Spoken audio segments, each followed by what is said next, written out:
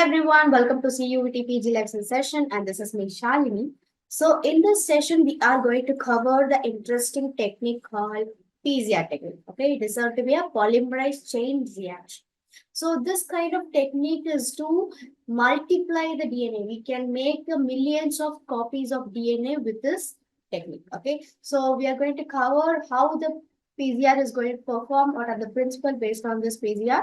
Okay, everything we will see in the session. Don't miss the session. What's till the end? Let's move on to the session now. Okay, so let's move with the PCR.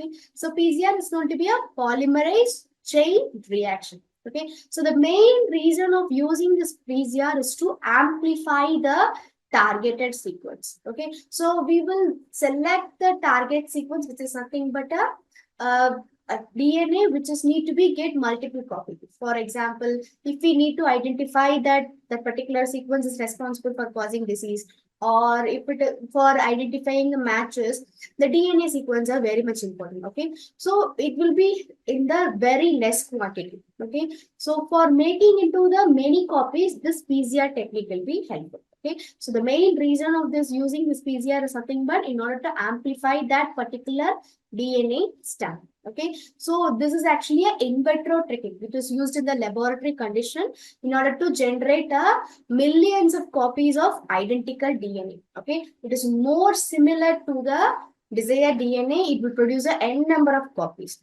Okay, so we can collect the DNA from the blood sample or dried blood, a semen, hair, nails, whatever. Okay, we can easily amplify that sample into the millions of copies. It is the most commonly used instrument in the molecular biology field and biotechnology labs. Okay, so most probably for multiplying the DNA, this particular PCR is very much helpful, and it is very sensitive. Okay, the concentration of the samples are very, very important, because if the concentration exceeds, the multiple copies of DNA will be disturbed. Okay, it is very sensitive, and it need a lot of care to perform this test.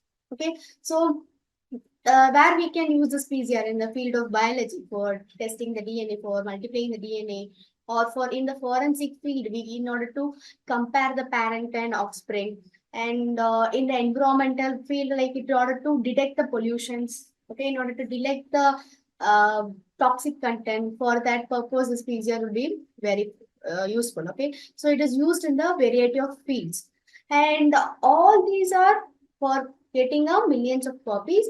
After the PCR product, it can be used in the for sequencing, for analyzing, for gene mapping, for gene cloning.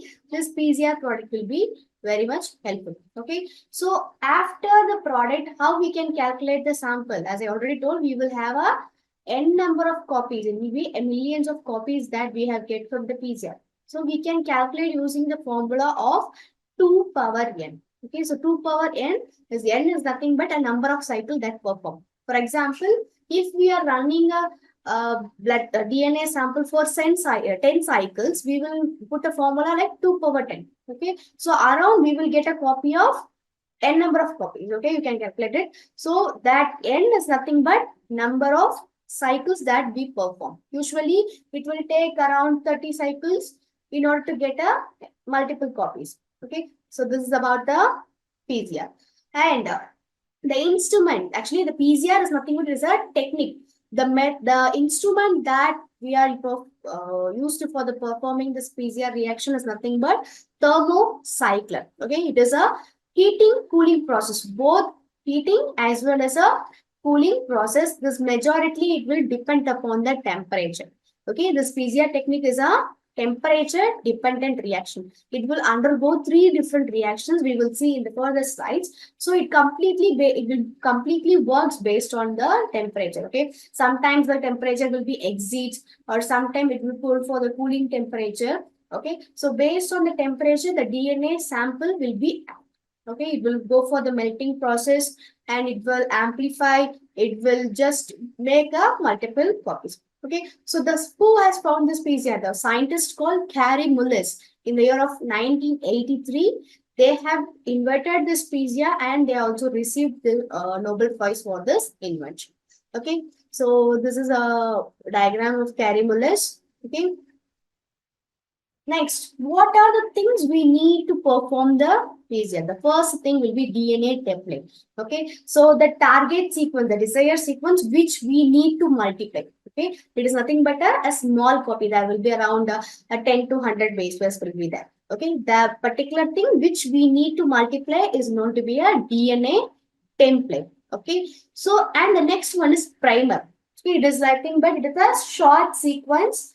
In order to initiate the synthesis of DNA, we will have the primer. Okay, so the enzyme cannot directly synthesize the complementary step. So for initiation process, we will require the primer. It is a short strand of DNA.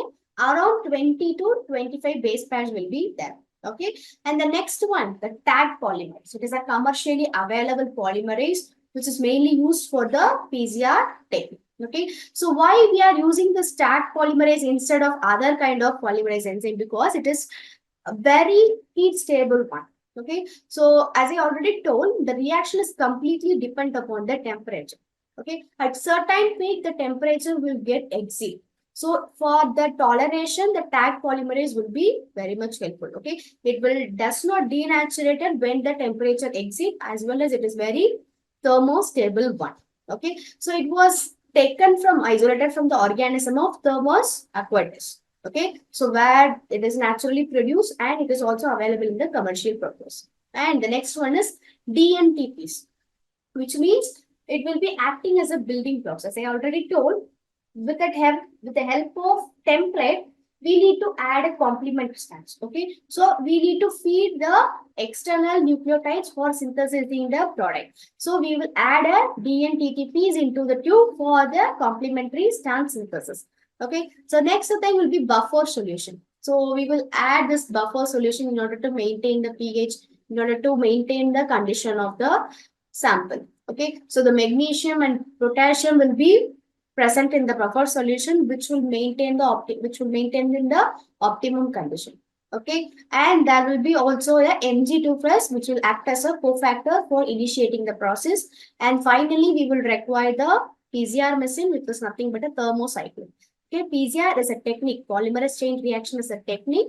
Thermocycler is actually a instrument.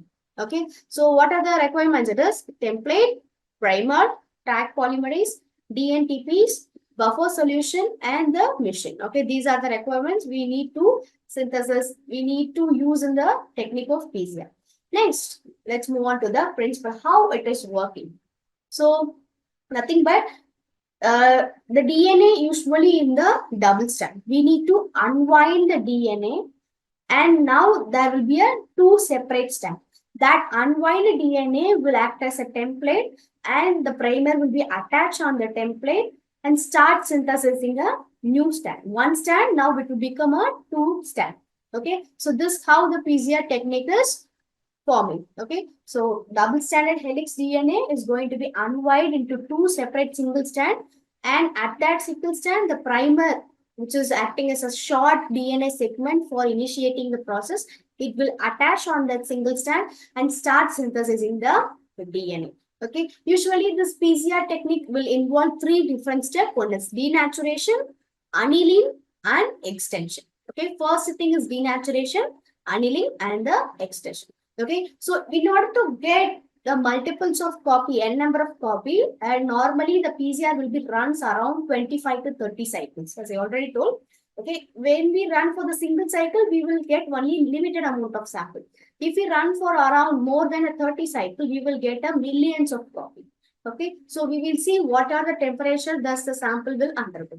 The first thing is denaturation process. Okay, so it is will be performing in the temperature of 90 to 95 degrees Celsius. Okay, so in the Fahrenheit also I have given it is 201.2 Fahrenheit. Okay, so in this denaturation, when we applying a heat, what happened? The double strand DNA will be making into two single strand DNA.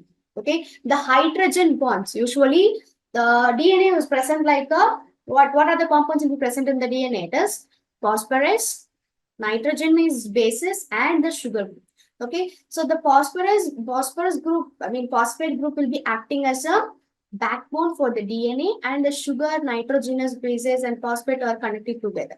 All three is known to be a nucleotide. Okay, so the phosphate group and that sugar molecule, that OH group, will be connected by the phosphodiester bond, and the two OH group, two nitrogenous were connected by the hydrogen bond. And the A, there are four different nitrogenous bases: A, T, C, G. Okay, A usually pairing with T and G will pairing with C. And there will be two hydrogen bond present between the A and T. Okay, and there will be three hydrogen bond will be present at G and C. Okay, so during the denaturation process, what happened? That hydrogen bonds will going to break down. When we are giving the sample with a high temperature, the hydrogen bond between the A and T and G and C will be breaking down, and it will be ready for the next process. Okay, so it will take around 1 to 2 minutes when the cycle starts. Okay, the starting step will be denaturation. The double strand DNA will be unwind into two single strand by breaking the hydrogen bonds. The step will take around 1 to 2 minutes. Okay, the temperature of denaturation will be around 90 to 95. The most optimized, most approximate temperature is 94 degrees Celsius. Okay, once the sample is denaturated, next it will moving to the annealing temperature. Okay, so it is nothing but we have given overheat. Now the sample is going to for the cooling condition. Okay, so the temperature for this annealing will be 50 to 55 temperature. Okay, so in this process, we are going to add a primer. So as I told, primer is what? It is a short segment of DNA which is going to attach on the front side and the back side of DNA strand. Okay, now after denaturation, you will get a two different single strand, and the primer which is attaching on the starting strand. But the starting condition is going to be a forward primer. If it is attaching in the last end of the DNA, it is going to be a reverse primer. There will be two primer, one is forward and the reverse. It forward will attach on the front position, the reverse will be attached on the end position. Okay, you can see in the diagram. And the most optimum temperature will be 54 degrees Celsius. Okay, so once the primer attached, it will be starting for the DNA synthesis. Once it attached, it will move on to the third cycle. Okay, so this annealing process will be helpful for the formation of hydrogen. Once the primer attached on the single strand of DNA, there will be a connection of hydrogen form. The hydrogen bond will be reformed. Okay, so this particular process is known to be renaturation. Okay, denaturation means it is separating. Renaturation means it is joining. Okay, the annealing is a cooling temperature. The temperature will be 50 to 55 degrees Celsius, and there will be two different primer will be needed, forward and reverse. Forward will be attached on the front and the reverse will be attached on the back side. Okay, so once it attached, it will form a hydrogen bond and ready to synthesize a DNA. Okay, and the last step will be extension. So in the term itself, we can identify extension means it is a continuation of DNA. Okay, once it attached, it will start synthesizing the DNA strand into, and it will make the single strand into the double strand DNA. Okay, so this particular process will be happening in the temperature of 72 degrees Celsius. Okay, and the enzyme which is enzyme that add the DNTTPs will be tag polymerase. Okay, so it will just continue with the primer and add other DNA nucleotides. Okay, so it will just synthesis in the direction of 5 to 3 prime direction, as well as 3 to 5 prime direction. Both the direction, the tag polymerase will be adding the DNA synthesis. Okay, so one complete cycle will require the one complete cycle required for 30 to 40 minutes. Okay, it will continues for the 30 to 40 minutes, and it will prolong for the long term. Okay, so it will go for 30 to 40 cycle, and even the complete cycle ends with around 4 to 5 hours. Okay, so I'll show that. And this is about the entire process of PCR. As I already told, what are the requirements? DNA sample we need, primer, nucleotides, this DNTTP, tag polymerase, buffer solution, and PCR to and thermocycline we need. Okay, so the first step is denaturation, where unwinding of DNA with a temperature of 94. Once it unwind, it will go on to the cooling process annealing, where the primers, forward and backward primer, will be attached to it. Okay, so the temperature will be 54, approximately 54 temperature. Once the primer attached, it will go for the extension process. Okay, and the tag polymerase will be start synthesizing the DNA. Okay, so this is about the overall process of PCR. As I already told, it will require 3 to 5 minutes for completing 1 second. Sorry, for completing one cycle. For in order to get multiple copies, it will go for around 4 hours. It depends upon the copies we need. Okay. Okay, so for what purpose this PCR is used? Okay, for medicine, in the field of medicine, for identifying a mutation causing disease, and for gene therapy it is useful. And in the field of forensic science, as I already told, to compare the fingerprinting, to identify the criminals, for parental test, to compare the parent and offsprings. For this purpose, this PCR is very much helpful, as well as in the research field for identifying the phylogenetic analysis for the where the particular sample has been taken. If we take like a bird, we can take the ancestor of bird. We can easily compare with the ancestors and used for the gene mapping, for gene expression, so on. Okay, as well as it is used in the environmental microbiology also for detecting the toxic waste and for the detecting the pollutants. So this for toxic weight and pollutant detections will be helpful in the biodegradation and bioremediation process.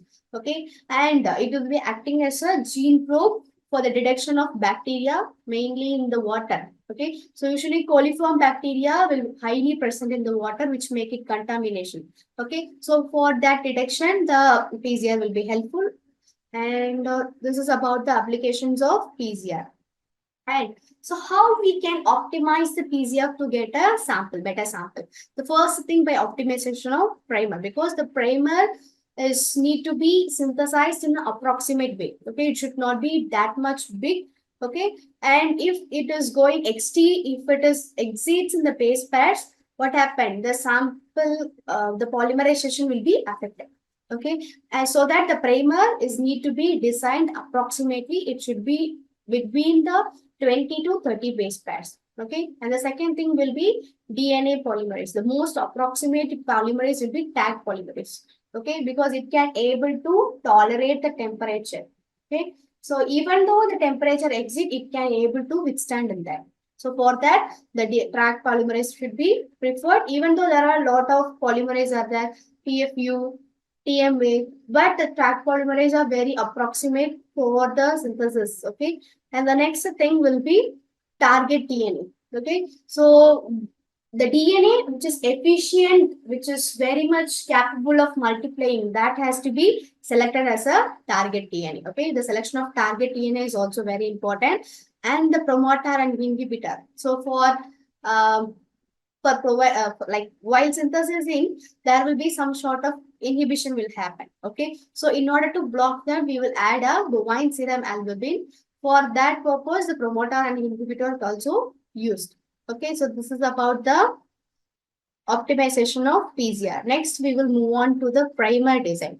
As I already told, the primer is very important because it requires around 20 to 30 nucleotides. It should be in the between 20 to 30 nucleotides, not more than 30 nucleotides is required. Okay, once it goes long, the DNA replication, the DNA complementary synthesis will be affected. Okay, and the primer should have around 50% of GC content.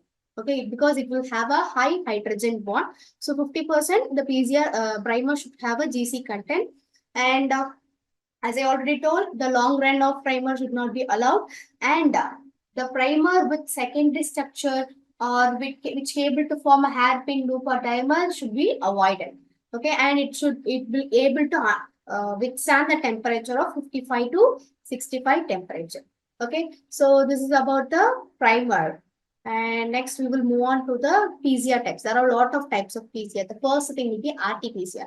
Okay, RT is nothing but reverse transcriptase PCR or the real-time PCR, where we can synthesize the cDNA. Okay, so if we have a RNA sample, we can synthesize the DNA from that. The reverse transcriptase is an enzyme which will helpful to synthesize the DNA copy from the RNA. Okay, so this RT-PCR is a real-time PCR or the reverse transcriptase PCR which will helpful to synthesize the cDNA. Okay, so this type of PCR will be helpful in the detection of RNA virus or for the cancer detection. Okay, so how it will be performed? We can perform in the two different ways. Okay, so I have given in the diagram. So then the single step means we add a primer. We will design the primer and we will add a primer and we will run some. Okay, so this is about the first step. If it is second step, will be like first thing we will add a non-specific primer. We cannot we are not prepared. So in the non-specific primer is prepared, and once the cycle is run, once the cDNA is formed, now the specific primer is added, and that is two step. Okay, the first step is primer is added. This is about the RT-PCR first step. And the two-step primer is nothing but first non-primer is added. Once the cycle is over, then the specific primer, designed primer is added for the complete multiplication. Okay. And the next thing is multiplex PCR. So this kind of PCR is used to identify the multiple targets. Okay, for during a single reaction, there will be a multiple targets will be there. For that purpose, the multiplex PCR is used. And the nested PCR is to increase the amplification. Okay, it is to increase the amplification within the limited period of time. Okay, for this purpose, the nested PCR is very much helpful. Okay, here the two pairs of primers will be added, and which will be helpful to boost up the reaction. And the next for quantitative PCR. Quantitative means in order to increase the count. Okay, so during this PCR technique, they will add the fluorescent dyes like cyber green or Tagman. So these kind of coloring agent will measure the amount of product. Okay, so this color of the color of material will measure the PCR product. Okay, and the next one is long range PCR for amplifying the high intensity DNA product. Okay, and the colony PCR is to we can directly screen the bacterial colonies and we can directly insert into the vector. Okay, so for DNA recombinant technology, the desired DNA has to be inserted in the vector for the multiplication, for getting a new generation of DNA. Okay, for that purpose, the colony PCR is very much helpful. And these are the other techniques, the other kind of PCR: single cell PCR, fast cycling PCR, methylation PCR, hot star PCR, high field PCR, and in situ PCR. Okay, so the single cell PCR is to detect a single level of cell, and fast cycling in order to reduce the cycling process and to get a high number of copies.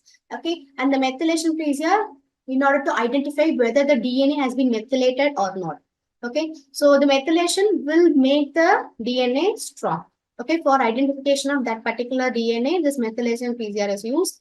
And the hard start PCR is more old technique. Okay, when this is the thermocycler is a current instrument that we had used. The hard star is a conventional technique. And the high fidelity PCR is to get the accurate copy of DNA replication. Okay, and the in situ PCR will be for maintaining the sensitivity of condition and the sensitivity of targeting DNA. This kind of PCR is used. Okay, so once we have used the PCR, we need to detect whether the sample has been multiplied or not. For that purpose, we are using a technique called agarose gel electrophoresis. Okay, so we will have the agarose gel electrophoresis in the separate section. I will give the small intro about it. So we have to take a glass plate and we are going to just add the agarose sample. Okay, so agarose is a polysaccharide which will form a cross linkage. Okay, it will be forming a pore-like shape.